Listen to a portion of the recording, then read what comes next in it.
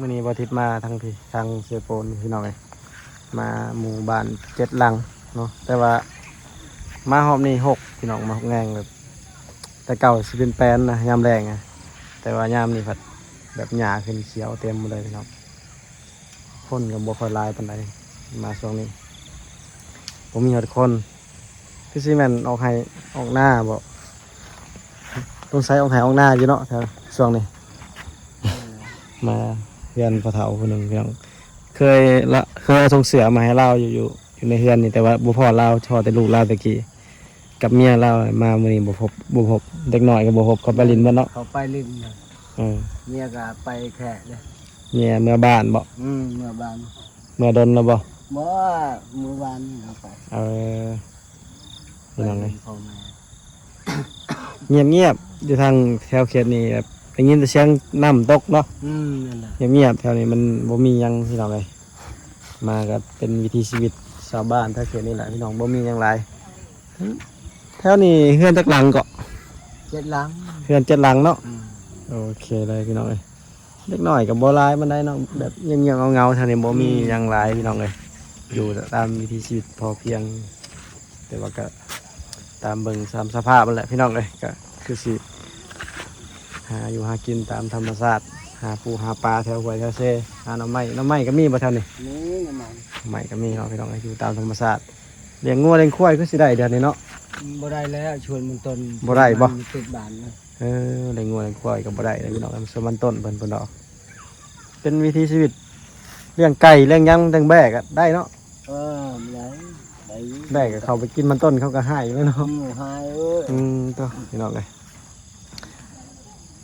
บรรยากาศยามแรงทางเขตเมืองบ้านเจรังมาทางเมืองเซโปนพี่น้องมีแต่ภูแต่ผาธรรมชาติอากาศดีช่วงนี้คันยามร้อนเนี่ยโอ้บ่ทิดมาตรงช่วงฤดูร้อนพี่น้องร้อนแห้งแท้นี่เนาะเพราะว่าเขาเจ้าจูนให้ส่วนหลายทางนี้มันเลยร้อนแม่นแต่ว่าเขาเจ้าก็ปลูกมันเฮ็ดให้บ่มีหน้าแถวนี้มีแต่เฮ็ดแต่ให้พี่น้องเฮ็ดหน้าบ่ได้มันเป็นภูเนาะเป็นภูเป็นป่าเป็นดงอย่างหลายๆพี่น้องเลยแถวภูแถวป่า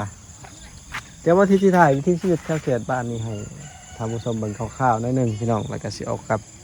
ไปทางเมืองเซโปนพุ่นล่ะพี่น้องเลยหลังนี้ก็มาพ่อตั้งใจสิมาหาลูกเราแต่ว่าลูกเราไปเล่นเนาะพี่น้องมาหลายเทื่อกับบ่พ่อเจ้าเนาะหากับมื้อนี้พ่อเจ้าไปแค่ละยังตัวพี่น้อง โอ้ย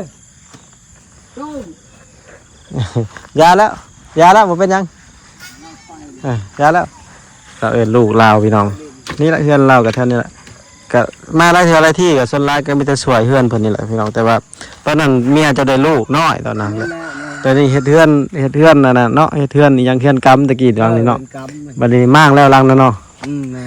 คือจะอยู่หลังนี่เป็นดินตัวเองบ่หรือดินไผดินเขานี่ดินเขาขออยู่นำเขาบ่บ่มีเป็นดินเจ้าของเลยพี่น้องเอ้ยขออยู่นำเขาอยู่สามชาใช้ชีวิตไปตามภาษาคนบ้านเขตชนบทเนาะอยู่บ่มีดินเจ้าของอยู่เลยพี่น้องเอ้ยแถวเขตนี่มันบัดแถวผู้แถวนั้นได้สดินไผสะแถวอันแบบถึงผู้แถวยังดินหน้าบ้านนี่แหละผู้ละตอนผู้ละช่องตอนเขาก็บ่ปั้นให้ได้บ่ซะเขาบ่ให้เนาะปลูกมันต้นก็มันต้นดินมูเนี่ยดินมูอีกเนาะบ่มีคนดินแต่ว่าแถวผู้นั้นของไผซะคือว่ากว้างแท้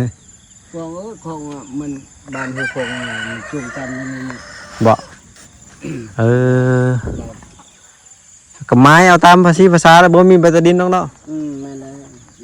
ท่านขอซื้อขอยังเขาก็ขายเลยเนาะเขาขายนี่น้องไงคันเขาแบบขอซื้อสมมุติว่า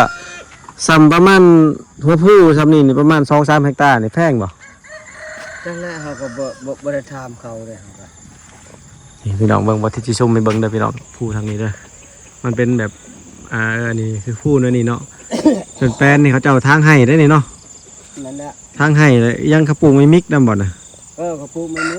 จีนนี่แหละไม่จีนเนาะพี่น้องสมมุติว่าเฮาขอ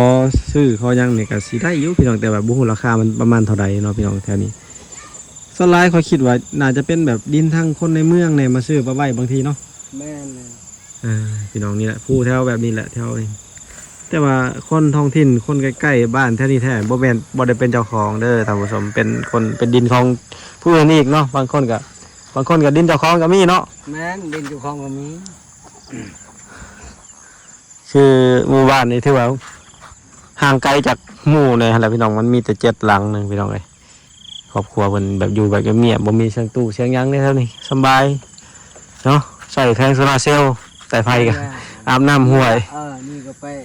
น้ำห้วยในบ้านเพิ่นนี่บ่ได้แห้งเลยได้พี่น้องเอ้ย อาบน้ำห้วยนี่ก็ เชลนี่ก็ไปรับจ้างปีนี่จะไปชื่อเอา รับจ้างจีนเนาะ มี ก็ยังเฮ็ดงานยัง เฮ็ดงานอันนี้แหละอันทางป่านี่ งานทางป่า เออ ได้เที่ยวละเท่าไรเขาให้เป็นวันหมดหรือเป็นมื้อ เป็นวันแหละวันหนึงก็มื้อหนึงก็1,500,000 โอ้นี่แหละพี่น้อง คือมี4แสน เดี๋ยวสิซุ่มไปเบิ่งบรรยากาศในบ้านแบบบ่ได้ย่างไปไกลเลยพี่น้องเพราะว่ามันใกล้ๆกันเลยนะพี่น้องเอ้ยมันก็บ่ได้ไกลกันเลยเลี้ยงเป็ดเลี้ยงไก่ตามข้าวบ่ตามข้าว ตามเขา บ่มีโรงสีเนาะพี่น้องในบ้านนี่ไฟฟ้านี่ไปใช่ซะไฟฟ้าไปบ้านได้ดิไฟฟ้านี่ ไปพานี่พุ่นไปตาดพุ่นน่ะ ไปตาดเขื่อนบ่ อยู่ไปเขื่อนตาดชะคุย อ๋อเขากำลังเฮ็ดเขื่อน จักเด็กเขาเฮ็ดมันเขาบ่เฮ็ด ยังบ่ได้เฮ็ดยังบ่แล้วเนาะ ยังมีทำตกลงนะ โอ้ยังบ่แล้วเขื่อนพี่น้องทางในแต่ว่าเขาต่อไฟฟ้าไปก่อนเนาะ เขาต่อ เขาเสียดเขื่อนว่าซั่นซะพี่น้องเอ้ยโอเคท่านผู้ชมเดี๋ยวบ่ทิศสิกลับก่อนซ้ำนี้ก่อนพี่น้องเอ้ยแถวหมู่บ้านนี่ก็อัปเดตซ้ำนี้ก่อนมาก็บ่ได้มีหยังหลายดอกมาเยี่ยมมายามมาเบิ่งวิถีชีวิตทางเขตชนบทพี่น้องเอ้ยมาเบิ่งการชีวิตการเป็นอยู่ชาวบ้านบ่ได้มีหยังมาให้เพิ่นดอกพี่น้องมาตั้งใจมาเบิ่งเพราะว่ามาตอนช่วงยามแรกมันเป็นอันหนึงอีกมันมายามนี้มันเป็นอันหนึงอีกมันข่อยยังว่าจนลงบ่มีบ่เห็นทางขึ้นทำอิฐบ่ฮู้ทางขึ้นมันหกเนาะป่าลายพี่น้องเอ้ยตอนช่วงหนึงนั้นเราเอามันเนี่ยทงยางได้มุงกันนี่พี่น้องเอ้ยวันนี้เราเอาผ้าบัตรจักมาใช้อีกบัดนี้ไปคอน้ำเขาบ่ได้ซื้อ เขาแล้วเขาบัด ไปหาคอน้ำเขามาผ้าบัตรมามุง หัวแล้วพยายาม พยางก็จากหัวแล้วพี่น้องเอ้ย อันนี้ก็ยาวหัวแล้วไปบัดนี่ครับมันยังช็อตมัน นี่แหละพี่น้องเอ้ย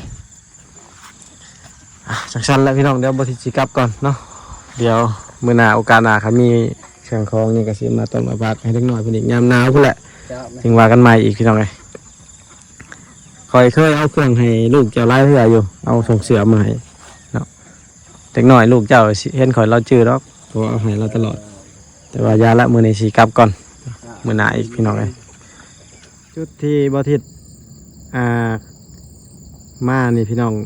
เป็นวิวงามๆเนาะเป็นเฮือนหลังหนึ่งอีก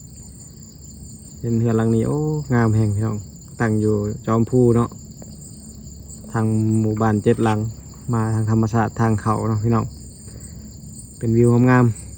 ๆวิวทางเซโปนพี่น้องเลย3แย